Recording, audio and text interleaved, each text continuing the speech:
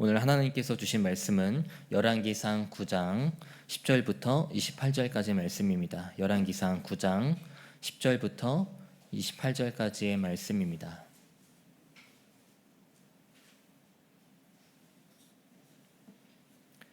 제가 봉독하겠습니다. 솔로몬이 두 집 곧 여호와의 성전과 왕궁을 20년 만에 건축하기를 마치고 갈릴리 땅의 성읍 20곳을 히람에게 주었으니 이는 두로왕 히람이 솔로몬에게 그 온갖 소원대로 백향목과 잣나무와 금을 제공하였습니다. 히람이 두로에게 와서 솔로몬이 자기에게 준 성읍들을 보고 눈에 들지 아니하여 이르기를 내 형제여 내게 준 이 성읍들이 이러한가 하고 이름하여 갑을 땅이라 하였더니 그 이름이 오늘까지 있느니라. 히람이 금 120달란트를 왕에게 보내었더라. 솔로몬 왕이 역군을 일으킨 까닭은 이러하니 여호와의 성전과 자기 왕궁과 밀로와 예루살렘 성과 하솔과 무깃도와 게셀을 건축하려 하였습니다. 전에 애굽 왕 바로가 올라와서 게셀을 탈취하여 불사르고 그 성읍에 사는 가나안 사람을 죽이고 그 성읍을 자기 딸 솔로몬의 아내에게 예물로 주었더니 솔로몬이 게셀과 아래 베토론을 건축하고 또 바알랍과 그 땅에 들어있는 다두물과 자기에게 있는 모든 국고성과 병거성들과 마병의 성들을 건축하고 솔로몬이 또 예루살렘과 레바논과 그가 다스리는 온 땅에 건축하고자 하던 것을 다 건축하였는데 이스라엘 자손이 아닌 아모리 사람과 헷 사람과 브리스 사람과 히위 사람과 여보스 사람 중 남아있는 모든 사람 곧 이스라엘 자손이 다 멸하지 못하므로 그 땅에 남아있는 그들의 자손들을 솔로몬이 노예로 역군을 삼아 오늘까지 이르렀으되 다만 이스라엘 자손은 솔로몬이 노예를 삼지 아니하였으니 그들은 군사와 그 신하와 고관과 대장이며 병거와 마병의 지휘관이 됨이었더라. 솔로몬에게 이를 감독하는 우두머리 550명이 있어 일하는 백성을 다스렸더라. 바로의 딸이 다윗성에서부터 올라와 솔로몬이 그를 위하여 건축한 궁에 이를 때에 솔로몬이 밀로를 건축하였더라. 솔로몬이 여호와를 위하여 쌓은 제단 위에 해마다 3번씩 번제와 감사의 제물을 드리고 또 여호와 앞에 있는 제단에 분향하니라. 이에 성전 짓는 일을 마치니라. 솔로몬 왕이 에돔 땅 홍해 물가의 엘로 근처 에시온 게벨에서 배들을 지은지라. 히람이 자기 존 곧 바다에 익숙한 사공들을 솔로몬의 종과 함께 그 배로 보내매 그들이 오빌에 이르러 거기서 금 420달란트를 넣고 솔로몬 왕에게로 가져왔더라. 아멘. 오늘도 이 새벽에 주님의 거룩한 성전으로 나오신 우리 성도님들 그리고 7시에 온라인으로 함께 하시는 성도님들을 주님 이름으로 환영하고 축복합니다. 어제 본문이었던 열왕기상 9장 1절부터 9절까지의 말씀 속에서 우리는 두 가지 측면을 살펴봤습니다. 하나는 다윗과 같이 하나님 자신의 명령에 순종하면 다윗에게 한 언약을 지켜서 그 왕위를 영원토록 견고하게 하실 거라는 그 하나님의 축복의 측면이었고요. 다른 하나는 하나님 자신의 명령에 이제 불순종하고 우상을 숭배하면 왕위와 이스라엘의 관계를 끊어버릴 거라는 경고의 측면이었습니다. 그렇다면 하나님께서는 솔로몬에게 축복과 경고의 메시지를 동시에 하신 이유가 뭘까요? 시기적으로 봤을 때 솔로몬은 모든 일을 다 이룩한 때였습니다. 그래서 번영과 영광, 축복을 소망할 수 있는 시기이기도 했죠. 하지만 다른 한편으로는 모든 것을 다 이루었다고 생각할 때 그리고 성공이 있다고 느껴질 때 영적으로 가장 무너지기도 쉬운 시기이기도 했다는 겁니다. 그래서 하나님께서는 하나님 자신과 말씀을 사랑하는 일이 가장 중요하다는 것을 깨우치기 위해서 축복과 경고의 메시지를 동시에 하신 거라는 거예요. 솔로몬은 두 가지 측면의 말씀을 들었습니다. 그럼 오늘 본문의 흐름은 어떻게 흘러갈까요? 영화나 드라마를 보면 전개 흐름상 불안함이라는 요소가 등장할 때가 있습니다. 저는 오늘 본문이 그 대목이라고 생각을 하는데요. 특별히 오늘 말씀을 통하여서 우리가 하나님의 자녀로서 좀 내 삶을 다시 한 번 더 되돌아보고 그 되돌아봄을 통하여서 하나님 앞으로 더 가까이 나가는 귀한 시간이 되기를 소망합니다. 오늘 본문은 크게 세 가지 부분으로 나눌 수 있습니다. 10절부터 14절까지는 솔로몬이 두로 왕이었던 히람에게 갈릴리 땅에 있는 20개의 성읍을 준 내용이 등장하고요. 15절부터 25절까지 말씀을 보시면 외부의 침입에 대해 막강한 방어망을 구축하기 위해서 성전과 왕궁 외에 건축했던 건축물에 대한 내용이 등장하고 있습니다. 그리고 26절부터 28절까지는 대외 무역을 통한 경제 부흥을 일으켰다는 내용이 등장하고 있어요. 지금까지 열왕기서 말씀을 살펴보면서 아시겠지만 20년이나 되는 긴 세월 동안 성전을 건축하고 왕궁을 건축하는 등 솔로몬은 위대한 업적을 이루었습니다. 어떻게 보면 성전 건축, 왕궁 건축 이 두 가지 일 중 한 가지만 해도 굉장히 벅찬 일일 수 있죠. 하지만 솔로몬은 하나님께서 주신 축복과 지혜를 바탕으로 모든 것을 완벽하게 이루었고 성전을 중심으로 이스라엘 백성들을 하나 되게끔 했습니다. 그래서 열왕기서의 저자는 오늘 본문을 통해 솔로몬이 모든 일을 마치고 난 이후의 삶에 초점을 맞추고 있거든요. 그런데 앞서 살펴봤던 세 가지 부분, 즉 히람에게 갈릴리 땅에 있는 20개 성읍을 준 내용, 성전과 왕궁 외에 다른 건축물에 대한 내용, 대외 무역을 통한 경제 부흥의 내용을 보면 솔로몬의 모습을 통해 이 하나님과의 관계에 있어서 뭔가 불안하다라는 느낌을 받게 된다는 거예요. 조금 더 구체적으로 살펴보겠습니다. 본문 11절 말씀 보시기 바랍니다. 갈릴리 땅의 성읍 20곳을 히람에게 주었으니 이는 두로왕 히람이 솔로몬에게 그 온갖 소원대로 백향목과 잣나무와 금을 제공하였습니다. 말씀을 보니까요, 두로의 왕이었던 히람이라는 인물이 등장합니다. 히람은 어떤 인물이었을까요? 히람은 다윗과 솔로몬 시대에 살았던 인물이자 항구 도시인 두로의 왕이었습니다. 특히 두로는 항구 도시였기 때문에 굉장히 활발한 국제 무역을 통해서 상업 도시로서의 위용을 가진 당시 최고의 도시이기도 했죠. 즉 히람은 최고의 도시의 왕이었다는 소리입니다. 사무엘하 5장 11절 말씀은 히람에 대해서 이렇게 기록하고 있습니다. 두로왕 히람이 다윗에게 사절 땅과 함께 백향목과 목수와 석수를 보내어서 다윗에게 궁궐을 지어주게 하였다. 그리고 열왕기상 5장 1절에는 이렇게 나와 있어요. 두로의 히람 왕은 평소에 늘 다윗을 좋아하였는데 솔로몬이 그의 아버지 다윗의 뒤를 이어 왕으로 기름 부음을 받았다는 소식을 듣고 솔로몬에게 자기의 신하들을 보냈다. 무슨 말입니까? 다윗이 왕궁을 건축할 때 백향목과 목수와 석수를 보내어서 도와준 사람이 바로 히람이었다는 거예요. 뿐만 아니라 히람은 다윗에 대한 존경을 갖고 있었기 때문에 오늘 본문 11절에서 살펴봤듯이 솔로몬이 왕이 됐을 때도 성전 건축을 위해서 막대한 자재와 비용, 기술자까지 지원했다는 겁니다. 다시 말하면 히람은 이스라엘의 이방 나라 역대 왕들과는 다르게 신의와 우정을 지킨 왕이라고 소개되고 있는 것이죠. 침략과 약탈로 늘 힘겨운 상대를 맞아야 했던 이스라엘의 입장에서는 두로와 같은 이웃 나라를 둔 것에 대해서 매우 흡족했을 겁니다. 원만한 관계가 이어지고 있는 거죠. 그런데 오늘 본문 12절 말씀을 보면 히람이 두로에서 와서 솔로몬이 자기에게 준 성읍들을 보고 눈에 들지 아니하여라고 나와 있어요. 11절 말씀에서 솔로몬이 히람에게 갈릴리 땅 성읍 20곳을 줬다고 했는데 히람이 그 성읍들을 보고 마음에 들지 않았다는 겁니다. 열왕기상 5장 11절에 보면요, 솔로몬은 히람에게 왕실에서 쓸 먹거리로 밀 2만 섬과 짜낸 기름 20섬을 보내주었다. 솔로몬은 해마다 히람에게 이렇게 하였다라고 나와 있습니다. 처음에는 히람의 외교 관계에 있어서 이 솔로몬과 히람 양자 간에 서로 필요한 것들을 공급함을 통해서 서로가 흡족해야 하는 관계였는데 오늘 본문 11절과 12절을 보면 히람이 솔로몬이 준 그 보상에 대해서 만족해하지 않았다는 거죠.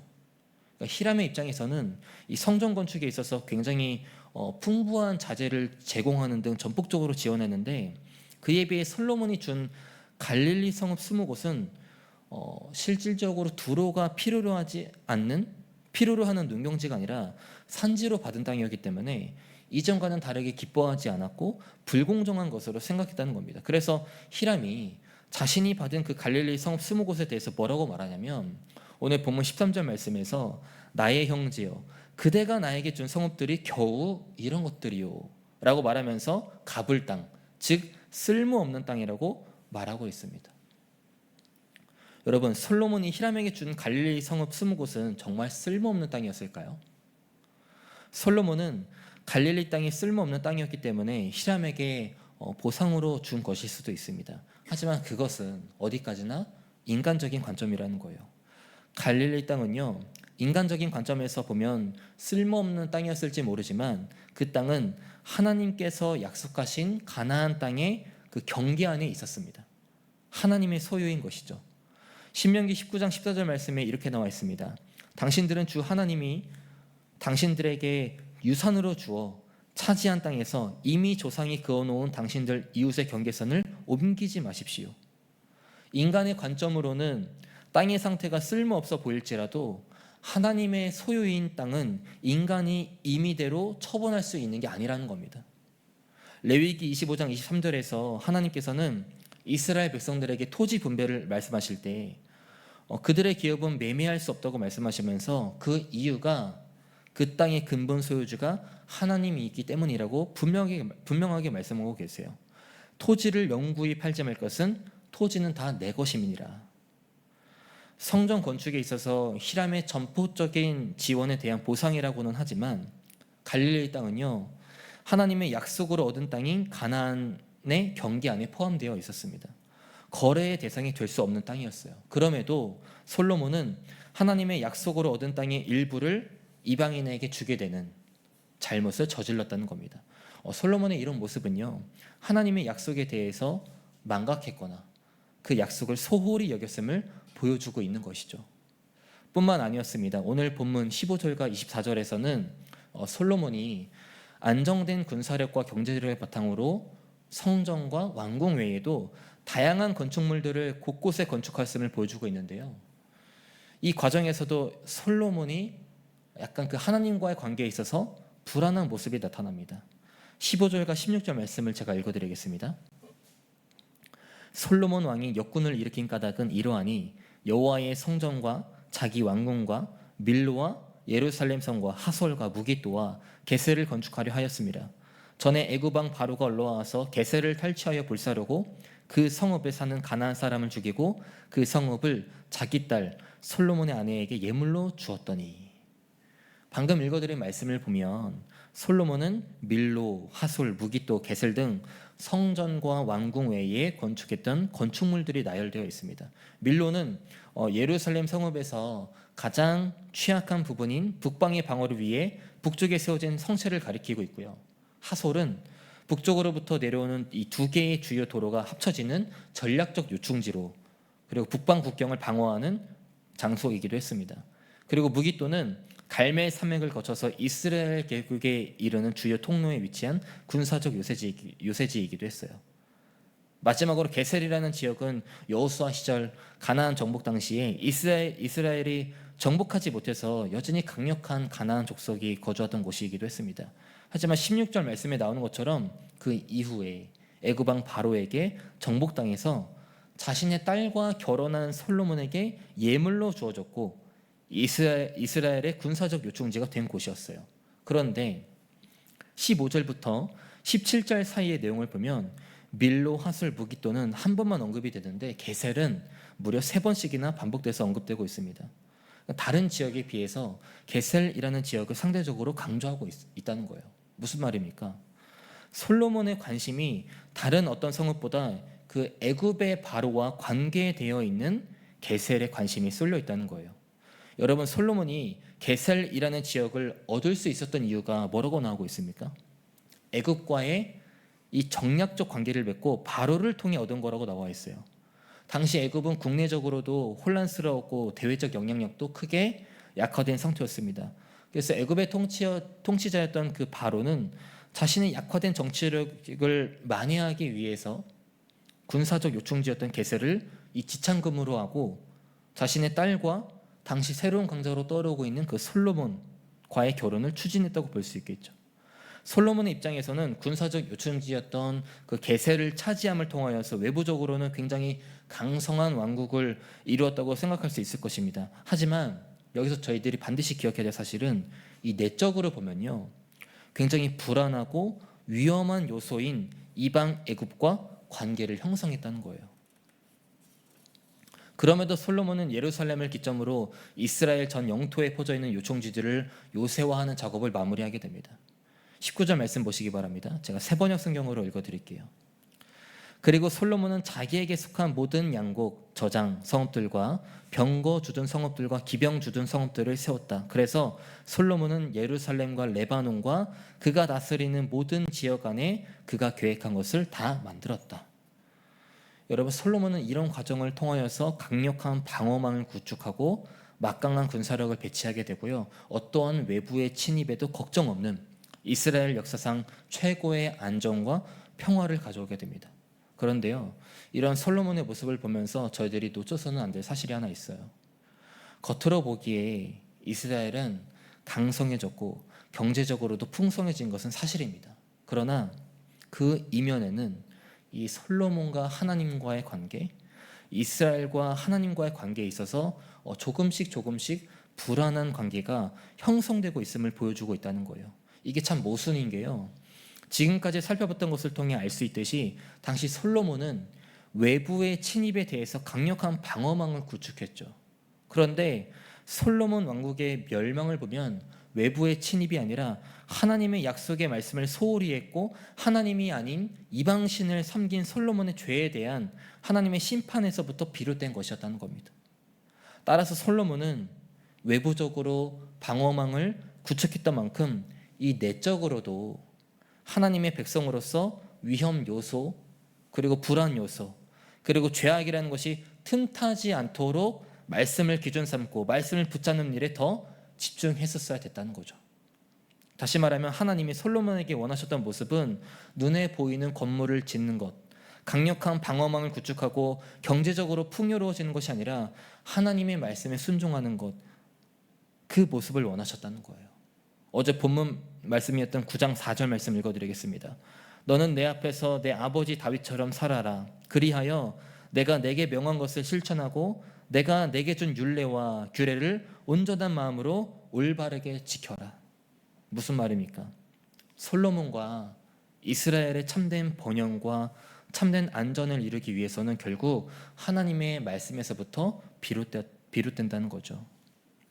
여러분, 오늘 솔로몬의 모습을 통하여서 우리가 새겨야 할 교훈은 무엇일까요? 우리가 그 신앙생활을 하면 할수록 우리의 그 내면을 굳건하게 다져야 한다는 겁니다.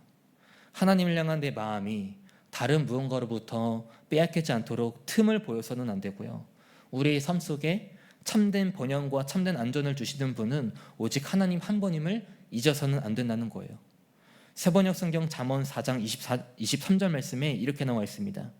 그 무엇보다도 너는 내 마음을 지켜라. 그 마음이 바로 생명의 근원이기 때문이다. 방금 읽어드린 말씀은 세 가지의 의미로 번역될 수 있습니다. 첫 번째는 우리의 마음을 공격하는 것이 많으므로 그러한 것들로부터 마음을 철저히 지켜야 한다. 두 번째는 우리의 마음을 지키기 위해서는 모든 수단이 동원되어야 한다. 그리고 세 번째는 우리 삶 속에서 무엇보다 중요한 마음을 지키는 것이 우선순위다. 잠언 4장 23절 말씀은 어떤 한 의미만이 아니라 이 세 가지의 의미 모두를 포함하고 있어요. 그렇다면 우리의 마음을 지키는 일이 왜 그렇게 중요할까요? 바로 우리의 마음에는 생명의 근원이 있기 때문입니다. 여러분, 잠언 4장 23절에서 말하는 생명의 의미는요, 단순히 삶을 살아가는 것에 그치지 않습니다. 하나님의 뜻대로 살아가는 삶, 하나님을 섬기고 이웃을 사랑하는 삶, 성결하고 거룩한 삶을 의미하는 거예요. 그것이 하나님께서 주신 생명력 있는 삶이라는 거죠. 결국 이런 삶을 살아가기 위해서는 우리의 내면을 굳건히 다져서 우리 마음을 지키라는 겁니다. 솔로몬도 처음부터 그러진 않았어요. 하나님의 말씀을 따랐고 아버지 다윗의 정신을 이어받았습니다. 그래서 정말 열심히 성전과 왕궁 건축을 마무리했죠. 이스라엘 역사상 엄청난 업적을 이뤘습니다. 하지만 그 과정에서요, 솔로몬의 마음속에 어느 순간 틈이 생겨버린 거예요. 그 작은 틈 하나가요, 하나님과의 관계를 불편하게 했고 어긋나게 하는 그 위험으로 확장되었다는 겁니다. 사랑하는 여러분, 그렇다면 우리는 내 마음을 굳건히 지키고 있는 걸까요? 내 마음속에 어느 순간 작은 틈이 생겨서 하나님과의 관계가 불편해지고 조금씩 어긋나고 있는 것은 아닐까요? 오늘 말씀을 통하여서 우리의 삶을 다시 한 번 더 되돌아봤으면 좋겠습니다. 하나님께서 우리에게 원하시는 것은요, 우리의 마음을 지키는 것입니다. 어떤 상황에도 하나님의 뜻대로 살아가겠다는 마음, 하나님을 사랑하고 이웃을 사랑하겠다는 마음, 언제나 예수 그리스도의 보혈에 힘입어서 성결하고 거룩하게 살아가겠다는 마음, 우리의 외적인 것을 보시는 것이 아니라 중심을 보시는 하나님께서요, 이런 마음을 원하십니다. 바라는 것은 하나님께서 허락하신 하루하루를 살아갈 때마다 우리의 마음이 굳건해지기를 바랍니다. 우리의 마음이 굳건해져서 생명력 있는 삶을 살아가시기를 바랍니다. 그래서 하나님과의 관계가 더 깊어지고 베풀어 주시는 은혜를 경험하는 저와 여러분이 되시기를 주님의 이름으로 축복합니다. 말씀 한 구절 읽어드리고 마치려고 합니다. 에베소서 3장 16절과 17절 말씀을 세번역 성경으로 읽어드리겠습니다. 아버지께서 그분의 영광이 풍성하심을 따라 그분의 성령을 통하여 여러분의 속사람을 능력으로 강건하게 하여 주시고 믿음으로 말미암아 그리스도를 여러분의 마음속에 머물러 계시게 하여 주시기를 빕니다. 올바르고 건강한 신앙관을 갖기 어려운 시대를 우리가 살아가고 있지만, 그럼에도 우리 스표교 공동체 모든 성도님들이 하나님의 영광과 풍성하심을 통해 우리의 속사람이 강건해지기를 바랍니다. 우리의 속사람이 날로 강건해져서 나를 구원하신 예수 그리스도를 참된 주인으로 내 마음속에 모시며 살아가는 우리 스표교교회 모든 성도님이 되시기를 주님의 이름으로 축복합니다. 기도하겠습니다. 은혜가 많으신 하나님, 오늘 말씀을 통해 하루하루 살아갈 때마다 하나님의 자녀로서 내 마음을 굳건히 지키고 있는지, 아니면 나도 모르는 사이에 다른 무언가의 마음을 빼앗기고 있는 것은 아닌지 우리의 삶을 되돌아봤습니다. 굳건히 지켜야 할 내 마음에 작은 틈 하나가 하나님과의 관계를 불편하게 만들고 어느 순간 그 관계가 어긋나게 되어버린다는 것을 다시 한 번 더 깨닫게 됩니다. 자비로우신 주님, 하나님께서는 우리의 굳건한 마음을 원하십니다. 하나님의 말씀에 순종하고 하나님의 뜻대로 살아가는 삶, 거룩하고 성결한 삶을 살아갈 수 있도록 인도하여 주시옵소서. 그것이 생명력 있는 삶이라는 것을 고백합니다. 우리의 마음을 굳건히 지켜서 내 마음속에 예수 그리스도의 보혈이 가득 채워질 수 있도록 붙잡아 주시옵소서.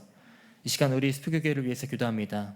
언제나 부활의 기쁨을 누리는 교회가 되게 하시고 담대하게 거침없이 하나님 나라를 전파하는 선교적 교회가 될 수 있도록 붙잡아 주시옵소서.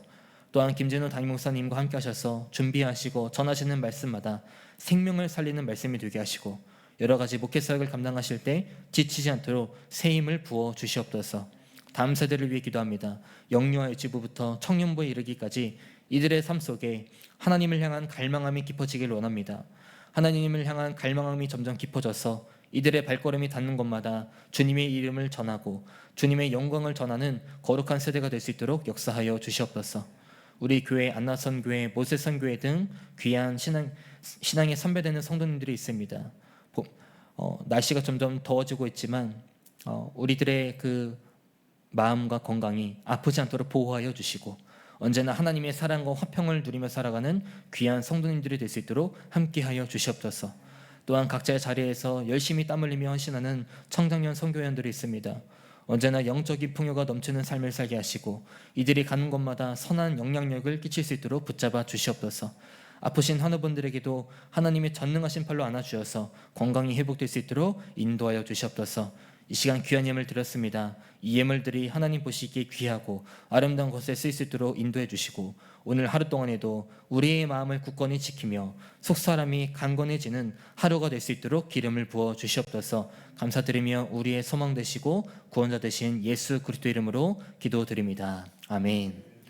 하늘에 계신 우리 아버지여, 이름이 거룩히 여김을 받으시오며 나라가 임하시오며 뜻이 하늘에서 이루어진 것 같이 땅에서도 이루어지이다. 오늘 우리에게 일용할 양식을 주시옵고 우리가 우리에게 죄 지은 자를 사하여 준 것 같이 우리 죄를 사하여 주시옵고 우리를 시험에 들게 하지 마시옵고 다만 악에서 구하시옵소서. 나라와 권세와 영광이 아버지께 영원히 있사옵나이다. 아멘.